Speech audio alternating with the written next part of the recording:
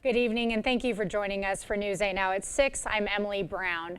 Day one of the Republican National Convention in Milwaukee is in full swing, and the GOP ticket is official. Donald Trump will be the Republican candidate for president on the 2024 ballot. News 8 Now's Ken Kowzarowski is live in Milwaukee with a breakdown of all the day's events. Ken, how's it going over there? Well, Emily, good evening to you. We have temperatures in the upper 80s, although we're in a bit of a shaded area right now, so no complaints too much. The people filing in behind me are headed to the Pfizer Forum for the second half of action inside the Pfizer Forum. We had the first half earlier today, and that first half, Emily, fairly formulaic, as with most Republican national conventions. First order of business is to adopt a party platform that kind of sets the standard for how everyone from state and local races to the national ticket, they're all unified under a certain set of policies. And it's a wide-ranging one. We're told that Donald Trump himself went through this platform and signed off on it to make sure the platform of the party aligns with his particular vision. Some of the key points in this one: stopping the migrant crisis, having one of the largest deportation events ever, stopping inflation, of course, broadening U.S. manufacturing to make the U.S. more of a manufacturing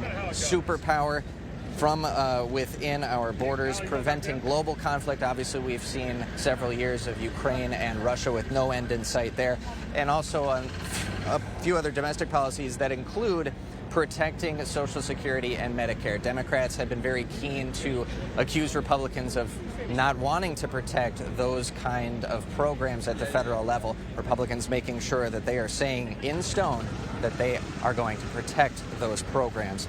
Now, almost nothing about abortion, though, in the party platform for this year, which was kind of a surprise to some of the members who vote on adopting the platform. We heard a couple of nay votes when it came to a voice vote on the floor of the Pfizer Forum later today, but more in general, passing with wide support among all the delegates on the floor.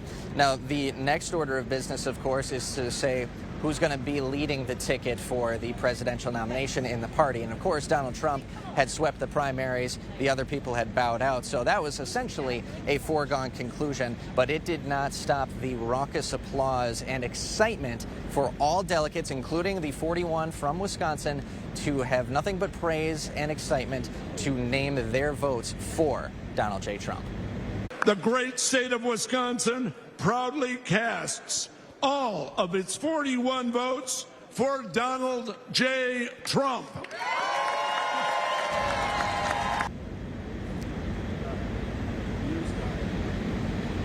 So yeah, that went exactly as expected. But for most of the day, the party was waiting on a nod from Donald Trump on social media to say who is among the finalists he had said is going to be his running mate. There were a few that we had heard throughout the week: Marco Rubio of Florida, Governor Doug Burgum of North Dakota, and Ohio Senator J.D. Vance. And the 39-year-old Vance is the one getting the tap on the shoulder from the former president. Now, Vance is a former Marine. He had gone to Yale Law School, grew up in post-industrial Appalachia, has a very popular memoir about that background and growing from that not quite poverty background necessarily, but that seeing that the rise and some of the challenges that come with that stereotypical American dream that we're all accustomed to. So a popular figure in the last couple of years.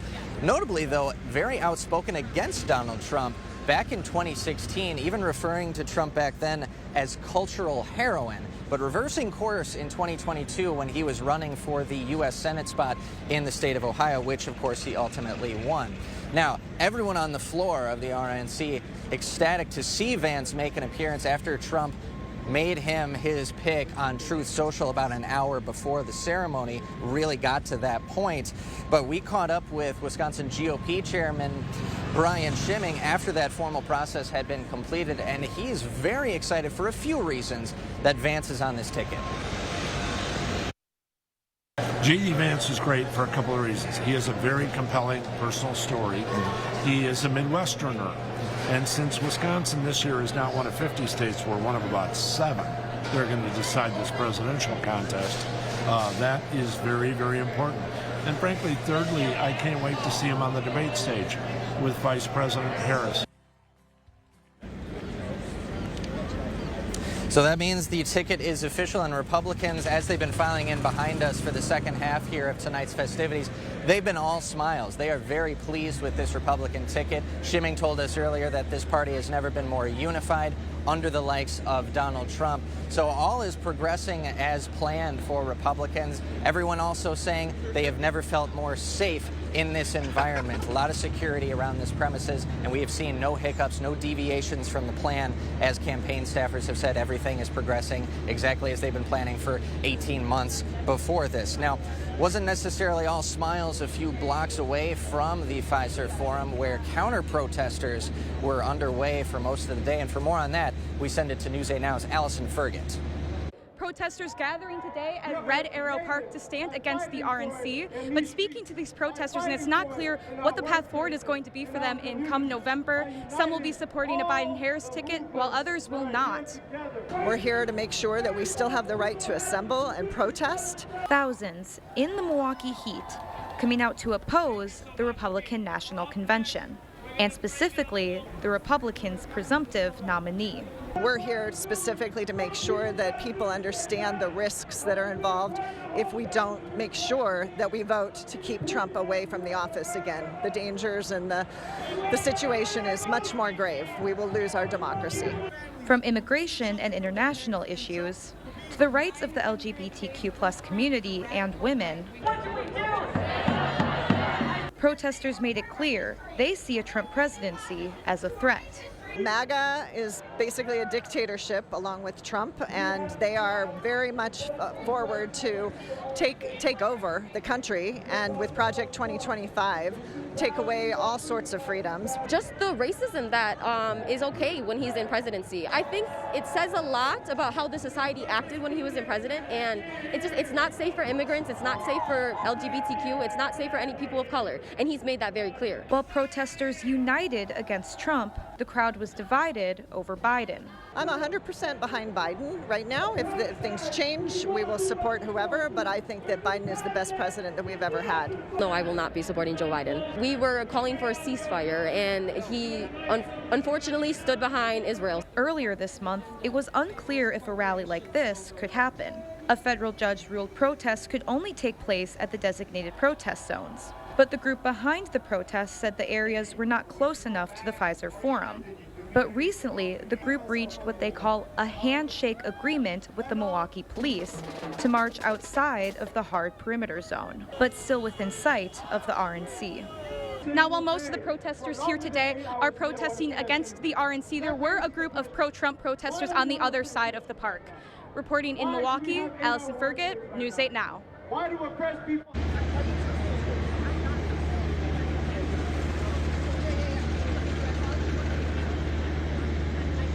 Allison, thank you very much. And those groups do also plan to be making organized activities in the DNC in Chicago next month.